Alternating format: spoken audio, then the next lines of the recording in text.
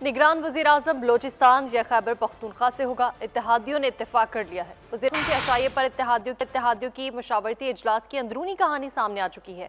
वज़ीर आज़म ने निगरान वज़ीर आज़म के लिए इत्तेहादियों से मुशावरत की है।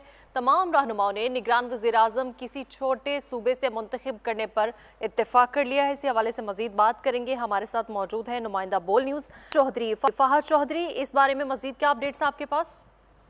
जी देखिए, बिल्कुल आज वज़ीर आज़म ने निगरान वज़ीर आज़म के मामले पर अपने इत्तेहादियों को मशवरती अमल पर एतमाद में लिया और ज़राए के मुताबिक इस इजलास में, इस बैठक में निगरान वज़ीर आज़म किसी छोटे सूबे से मुकर्रर करने पर इत्तफाक किया गया। एक मजमूई राय शुरका की आई कि खैबर पख्तूनख्वा या बलोचिस्तान से निगरान वज़ीर आज़म का ताल्लुक होना चाहिए। बहरहाल ज़राए ने यह भी दावा किया कि इस मुशावरत में इशाइये के मौके पर वजीर आजम ने कोई नाम डिस्कस नहीं किए, स्पेसिफिकली किसी नाम को डिस्कस नहीं किया। ओवरऑल सियासी सूरत हाल और निगरान वजीर आजम के हवाले से जो अपोजिशन लीडर से मुशावरत है उस पर एतमाद में लिया। बहरहाल बिलावल भुट्टो जरदारी ने ये मशवरा दिया वजीर आजम को कि आप कोई भी हत्ती फैसला करने से पहले आसिफ जरदारी से मशवरा करें, जबकि मौलाना फजलुर रहमान ने तमाम इख्तियार वजीर आजम पर छोड़ दिया।